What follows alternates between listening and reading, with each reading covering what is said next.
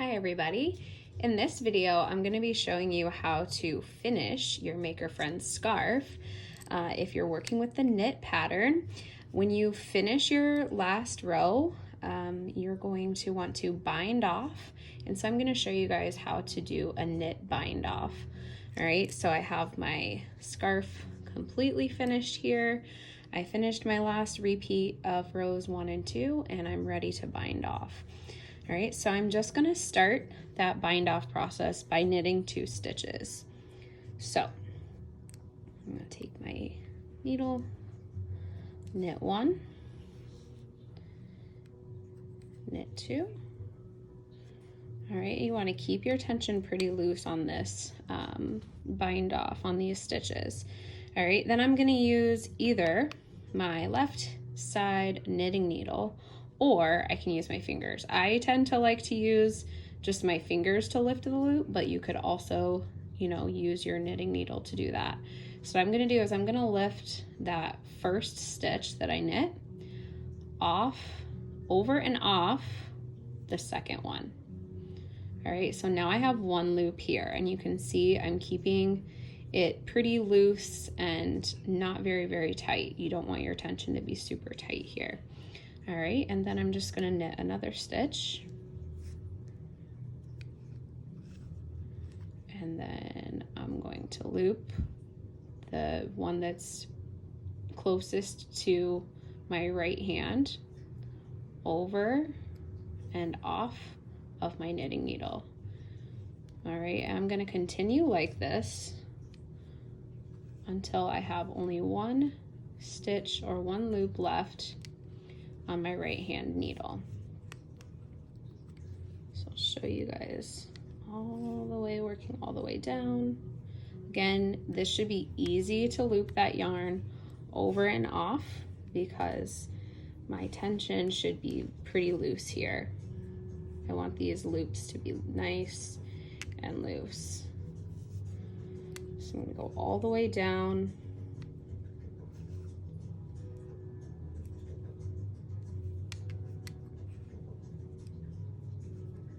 Just knitting and then taking 1 loop over and off.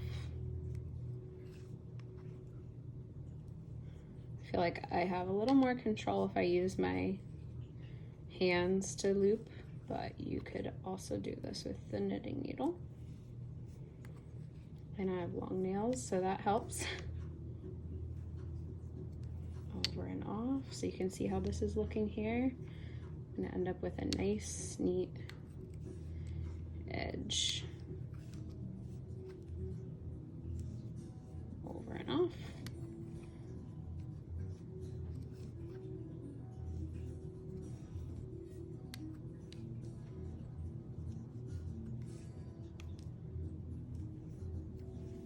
And 3 more.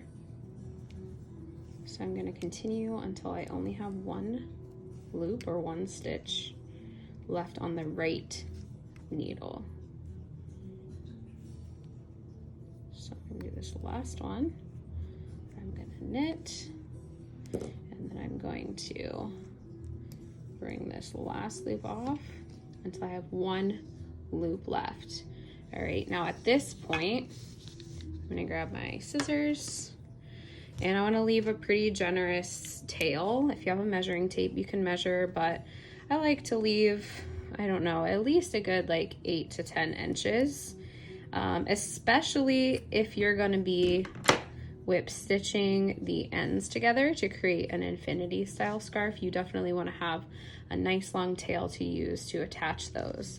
All right, so now I have my yarn cut. And I'm simply going to loosen up that last loop, take my needle out, and then I'm just gonna pull that yarn tail through and then pull it tight. All right, and then my end of my scarf is finished. So I have my 2 ends here. It's gonna look a little bit different depending on how your tension looks, but you can see my cast on and my cast off edges. All right, and then the next video is going to show you guys how you would go about whip stitching and joining these two ends together. So you can make it sort of a long loop infinity style. Now you could also leave the ends long if you wanted your scarf to be like that. You could certainly do that. And then you would go ahead and just weave in these yarn tails that you have here. So check out the next video if you're wanting to join the ends together with the whip stitch. And hopefully you guys found this helpful if you're learning to knit, if you're learning how to do a bind off. And if you have any questions, as usual, you can leave them in the comments. And happy knitting!